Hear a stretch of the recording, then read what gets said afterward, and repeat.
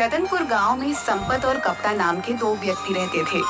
रतनपुर गांव के करीब के जंगल में एक डायन का आतंक था। रतनपुर गांव के बहुत से लोग उस जंगल में गायब भी हो चुके थे। संपत और कप्ता उसी जंगल से गुजर रहे थे। अरे कप्ता भाई, हमें शॉर्टकट रास्ते से नहीं आना चाहिए था। यहाँ से जल्दी चलो। सुना है यहाँ पर लोग रहस्यमय तरीके से गायब होते हैं।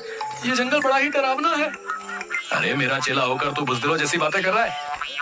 अरे कप्ता भाई, पिछले महीने सुखिया चाचा का बेटा इसी जंगल से लापता हो गया था, जिसका सुराग आज तक नहीं मिला। तुम तो वैसे भी 9 महीने शहर में बिताते हो और 3 महीने गांव में बिताते हो। तुम्हें क्या पता गांव में क्या चल रहा है? अबे तुम गांव के गवार क्या जानो शहर की आमदनी के बारे में? हैं? तुम तो बस सारा दिन मुंह उठाए गांव में फिरते रहते हो। कितनी बार बोला है तुझे चेला कि मेरे साथ शहर आ जा, लेकिन तू ये गवारों वाली जिंदगी छोड़ना ही नहीं चाहता। तभी संपत की नजर एक पॉलीथीन पर पड़ी जिसे गुरु पकड़े हुए था। ये हाथ में क्या पकड़े हो कप्ता भैया? जरा हमें भी दिखाओ क्या है इस पॉलीथीन में। अरे कुछ नहीं संपत, मेरी पत्नी ने शहर से कुछ डायपर के पैकेट मंगवाए थे, बस वही है। डायपर के पैकेट? लेकिन जहाँ तक मैं जानता हूँ तुम्हारे घर में तो कोई बच्चा है ही नहीं। अबे पगला हो गया क्या? मुन्ना को भूल गया क्या? मुन्ना? अरे वो तो 10 साल का हो चुका है कप्ता भैया। सांड की तरह फैल फैल कर मोटा ताजा हो रखा है। क्या वो अभी भी डायपर पहनता है? तुम गांव के गवार क्या जानो? तुम गांव के गवार इस बात को नहीं समझोगे। हम शहर के रहने वालों के तौर तरीके कैसे कैसे होते हैं। हाँ, बड़े शहर वाले बनते फिरते हो। अरे सीधे सीधे ये क्यों नहीं कहते कि तुम्हारा वो सांड जैसा मुन्ना अब भी बिस्तर पर सुसु कर लेता है? अरे मैंने उसे बड़े लाड़ प्यार से पाला है। क्या खाक लाड़ प्यार? अरे कान पर 2 मारो उसके, बिस्तर पर सुसु करना बंद कर देगा। उसको पीटने के बजाय उसके लिए डायपर के पैकेट और ला कर दे रहे हो और कहते हो कि हम शहर वालों के जीने के तौर तरीके बड़े अलग होते हैं। इससे तो अच्छा मेरा गांव है भला। संपत ने यह बात बोली ही थी कि तभी अचानक देखते ही देखते चारों ओर धुआं छा गया और अजीब अजीब सी आवाजों का शोर होने लगा। ये धुआं कैसे संपत? मुझे कुछ भी दिखाई नहीं दे रहा। तभी संपत के कानों में कप्ता की चीख टकराई। चीख सुनकर संपत बुरी तरह से डर गया और बेहद फुर्ती से वहां से भागने लगा। कुछ ही देर में संपत भागता हुआ गांव पहुंच गया और चिल्लाते हुए सबसे बोला, अरे गांव वालों, कहाँ मर गए तुम सबके सब? निकम्मा, तुम सबके सब जल्दी से मेरे साथ चलो। कप्ता भाई लापता हो गए हैं। संपत की बात सुनकर गांव का मुखिया गुस्से से बोला, क्या बात है संपत? क्या कुत्ते की तरह इतनी देर से भौंके जा रहा है? लगता है तू आज भी शराब पीकर आया है। कितनी बार कहा है तुझसे कि ज्यादा मत पिया कर, लीवर खराब हो जाएगा। अबे मर जाएगा किसी दिन। जल्दी चलो मुखिया जी, गजब हो गया। मैं कप्ता भाई को बस स्टैंड लेने गया था और लौटते हुए हम उसी जंगल से गुजर रहे थे जिस जंगल में वो डायन रहती है। अचानक चारों ओर धुआं धुआं छा गया और कप्ता भाई की चीख मेरे कानों में टकराई। मैं बड़ी मुश्किल से अपनी जान बचाकर भागा हूँ। तू दोस्त के नाम पर कलंक है हीरो। अपने जिगरी दोस्त को, जिसे तू अपना गुरु मानता है, उसे अकेला छोड़कर भाग आया और हम सब गांव वालों को निकम्मा बोल रहा है। अरे तो क्या करता? मैं भी उस डायन का शिकार हो जाता। हाँ, अगर मैं तेरी जगह होता, मैं अपने दोस्त का साथ कभी नहीं छोड़ता, भले ही मुझे उसके लिए अपनी जान ही क्यों नहीं देनी पड़ती। बस करो मुखिया जी, अब मेरा मुंह मत खुलवाओ। सब जानता हूँ मैं। पिछली बार जब रतन चाचा का बेटा उस डायन का शिकार बना था, तब आप ही उसके साथ थे। मुझे सब पता है, लेकिन आपसे कोई सवाल नहीं कर सकता क्योंकि आप इस गांव के मुखिया जो ठहरे। संपत ने यह बात बोली ही थी कि कप्ता हाफता हुआ वहां पर आ गया और गुस्से से संपत से बोला, अबे साले, जब तेरे जैसे दोस्त मेरे पास हो तो फिर मुझे दुश्मनों की क्या जरूरत है? मुझे अकेला छोड़कर भाग आया तू। अरे कप्ता भाई, तुम सही सलामत वापस आ गए। मैं तो समझा कि तुम्हें डायन ने पकड़कर मार दिया। मैंने अपने कानों से तुम्हारी चीख जो सुनी थी। हाँ, मुझे उस डायन ने पकड़ लिया था, मगर जैसे ही उस डायन ने मुझे पकड़ा, मैंने एक जोरदार मुक्का उसके मुंह पर मार दिया और वहां से भाग आया। मैं उस डायन से लड़कर आ रहा हूँ और तू डर कर भाग गया। बड़े बहादुर बने फिरते हो कप्ता भाई। अगर इतनी ही बहादुरी थी तो फिर चीखे क्यों? अबे अगर कोई अचानक से पीछे से पकड़ लेगा तो चौंक कर तो हलक से चीख ही निकलेगी ना। अब तुम दोनों लड़ना करो। गांव में न जाने कितने लोग उस जंगल से लापता हो गए। हमें इस समस्या का समाधान से जल्द करना होगा। कप्ता, तुम ही पहले ऐसे व्यक्ति हो जो उस डायन के चंगुल से सही सलामत आ गए हो। इसका मतलब तुम में उसका सामना करने की हिम्मत है। तुम ही हमें उस डायन से छुटकारा दिला सकते हो। मेरा दिमाग खराब हो गया क्या? अगर मैं जिंदा बचकर आ गया तो आपको क्या लगता है तुम्हारे पानी पर चढ़ाने से मैं क्या चढ़ जाऊंगा? मैं तुम्हारे झांसे में नहीं आने वाला। जाओ जाकर कोई और बकरा ढूंढो। इतना कहकर कप्ता वहाँ से चला गया। मुखिया संपत की ओर देखने लगा। दिमाग खराब हो गया क्या मुखिया जी? मैं तो खुद ही बड़ी मुश्किल से जान बचा कर आया हूँ। तुम गांव के मुखिया हो, गांव वालों ने तुम्हें चुना है, तो तुम क्यों नहीं उस डायन से सामना करने के लिए जाते? अबे अगर मैं इस गांव का मुखिया हूँ तो क्या मैं अपनी जान गवा दूं? मुखिया ने इतना बोला ही था कि तभी एक बेहद बूढ़ा व्यक्ति जिसकी उम्र करीब 100 साल के आसपास थी, लाठी पकड़े हुए लड़खड़ाता हुआ वहाँ पर आ गया और कपकपाती आवाज में मुखिया की ओर देखकर बोला, चिंता मत कर, मैंने टेलीफोन के जरिए एक बहुत पहुंचे हुए साधु को उस डायन के बारे में बता दिया है। आज रात वो आने वाला है। देखना वो साधु अपनी शक्ति से उस डायन को जलाकर राख कर देंगे। हाँ। अचानक वो बूढ़ा खांसने लगा, उसके हाथ से लाठी छूट गई और वह गिर गया। उसे गिरता देख मुखिया गुस्से में संपत की ओर देखकर बोला, अबे देखता क्या, उठा इसको। ये झुमरी के परदादा भी ना, जब इनसे चला नहीं जाता तो फिर ये घर से बाहर निकल कैसे आते हैं? तभी अपने परदादा को ढूंढते हुए झुमरी वहाँ पर आ गई। ये तुम्हारे ही परदादा है ना? इन्हें घर के अंदर बंद करके रखा करो। झुमरी ने संपत से बोला, हर बार इन्हें घर पर बंद करके बाहर जाती हूँ और पता नहीं कैसे दरवाजा खोल लेते हैं। सैकड़ों बार गिर चुके हैं, मगर मजाल है कि इनकी पसली में जरा से भी कोई मामूली फ्रैक्चर हुआ हो।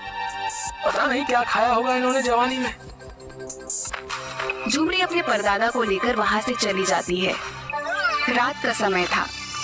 एक साधु रतनपुर गांव के उसी जंगल से शॉर्टकट रास्ते से निडर होकर चला जा रहा था कि तभी अचानक देखते ही देखते काला धुआं उठने लगा। मगर साधु निडर होकर वहाँ पर खड़ा रहा। कुछ देर बाद धुआं छट गया। साधु के सामने एक बेहद भयानक चेहरे वाली डायन खड़ी हो गई। क्या तुझे पता नहीं, यहाँ जो भी आता है जिंदा बच के नहीं जाता। हाँ जानता हूँ, न जाने कितने लोगों की जान ली है तूने, लेकिन अब तेरा अंतिम समय आ गया है डायन, क्योंकि मैं तुझे अपने मंत्रों की शक्ति से भस्म कर दूंगा। कोशिश करके देख ले। इतना बोलते ही साधु मंत्र पढ़कर उसके ऊपर फूंकने लगा, मगर साधु के मंत्रों का असर उस डायन पर हुआ ही नहीं। ओम क्लीम चामुंडाय नमः, ओम क्लीम चामुंडाय नमः। ये कैसे हो सकता है? इस पर तो मेरे मंत्रों का असर ही नहीं हो रहा। डायन हंसने लगी। साधु बुरी तरह से डर गया। वो डरकर रतनपुर गांव की ओर भागा और बेहोश हो गया। अगले दिन साधु की जब आंख खुली तो उसे गांव का मुखिया और सारे लोग साधु को घेरे हुए बैठे थे। कहीं तुम वही साधु तो नहीं जो डायन से हमें मुक्ति दिलाने आए थे? हाँ, मैं वही साधु हूँ। लेकिन तुम तो यहाँ बेहोश पड़े हुए हो। क्या तुमने डायन को खत्म कर दिया? वो डायन उम्मीद से ज्यादा ताकतवर निकली। मेरे मंत्रों का उस पर कुछ भी असर नहीं हुआ। ये क्यों नहीं कहता कि तू एक पाखंडी साधु है? तुम मेरा अपमान कर रहे हो। अरे जाओ बाबा, डायन के सामने जब भाग रहे थे तब अपमान नहीं हुआ था? तुम्हें कैसे पता कि डायन के सामने मैं भाग रहा था? तुम्हारी शक्ल बता रही है। तभी एक पागल वहाँ आकर गुस्से से बड़बड़ाने लगा। तुम सब डरपोक हो। आज रात में उस डायन का खात्मा कर दूंगा। अरे अब ये पागल फिर से यहाँ पर आ गया। भगाओ इसे। अबे पागल कौन है तू? पिछले कुछ दिनों से तूने हम सबको जीना आराम कर रखा है। आज तुझे बताना ही पड़ेगा कि तू कहाँ से आया है। पागल हो गया क्या? वो एक पागल है। वो तुझे कैसे बता सकता है कि वो कहाँ से आया है? उस बेचारे को तो अपना ही होश नहीं है। वो पागल बड़बड़ाता हुआ वहाँ से चला गया। देखना मुखिया जी, मुझे लगता है आज रात इस पागल की आखिरी रात है। सही बोल रहा है तू, ये मरेगा साला आज। अरे वो सब तो ठीक है, लेकिन इस समस्या का समाधान कैसे निकलेगा, इस बारे में सोचो। उस डायन के आगे तो ये साधु भी अपनी जान बचाकर भाग आया है। कप्ता और संपत, तुम दोनों इस गांव की आन बान और शान हो। तुम दोनों की जोड़ी इस गांव में गुरु और चेले के नाम से मशहूर है। आखिर तुम दोनों इस समस्या का समाधान क्यों नहीं निकालते? क्योंकि हम कोई तांत्रिक नहीं है मुखिया जी। आपने स्वयं देखा, ये तांत्रिक खुद अपनी जान बचाकर भागा है। भला हम कैसे इस डायन का मुकाबला कर सकते हैं? तो फिर गांव के लोग ऐसे ही लापता होते रहेंगे क्या? तभी गांव का एक व्यक्ति बोला, मुखिया जी हम पुलिस की मदद क्यों नहीं ले सकते? अबे पागल हो गया क्या है? पुलिस वाले कब से डायन और चुड़ैल को पकड़ने लगे? अगर वहां पर मुखिया जी शिकायत लेकर गए तो उल्टे डंडे मारकर भगा देंगे। बकवास बंद कर कप्ता। पिछली बार एक पुलिस वाला जो इन सब बातों पर यकीन नहीं करता था उस जंगल में गया था, जो आज तक वापस नहीं लौटा। तो फिर अब आप सबके भरोसे छोड़ दीजिए मुखिया जी, वही हम सबको इस मुसीबत से बचा सकते हैं। कुछ दिनों बाद उस डायन का आतंक इतना ज्यादा बढ़ गया कि रतनपुर गांव के लोग रतनपुर छोड़कर दूसरे गांव की ओर जाने लगे। एक रात की बात है, वह पागल बड़बड़ाता हुआ उसी जंगल में जा रहा था कि तभी अचानक एक काला धुआं उठा। उसमें से वही भयानक डायन निकलकर प्रकट हो गई और पागल की ओर देखकर बोली, जंगल में मुझे सिर्फ इंसानों का मांस अच्छा लगता है, पागल का नहीं। अरे तुझे कैसे पता मैं पागल हूँ? बेवकूफ डायन, लोग मुझे इसलिए पागल कहते हैं क्योंकि मैं दिन भर शराब पिए रहता हूँ और सच बोलता हूँ। अगर तू पागल नहीं है तो मरने के लिए तैयार हो जा। डायन की बात सुनकर वो पागल हंसने लगा। तू मेरी हंसी बना रहा है? सच तो यह है कि तू डायन है ही नहीं, अगर डायन होती तो मुझे मार देती। पागल ने इतना कहा ही था कि डायन ने पागल को दबोच लिया। अचानक उस पागल की आंखों के सामने अंधेरा छाता हुआ महसूस हुआ।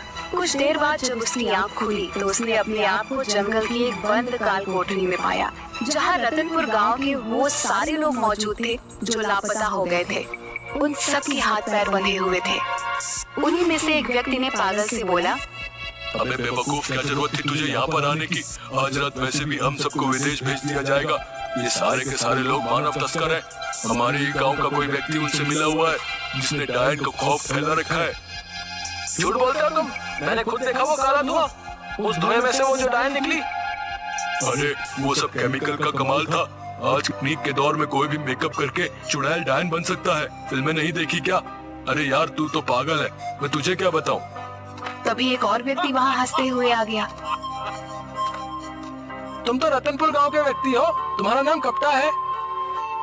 तभी एक और व्यक्ति वहाँ हंसते हुए आ गया, जो कोई और नहीं बल्कि कप्ता का दोस्त संपत था। गुरु ये पागल तो बड़ा जल्दी सही हो गया। मैं तो खामखा डर रहा था गुरु कि हम इस पागल को पकड़ के ले जाकर क्या करेंगे। ये पागल भला हमारे किस काम आने वाला था, लेकिन ये तो सही हो गया। तुम्हारा आइडिया कमाल का था।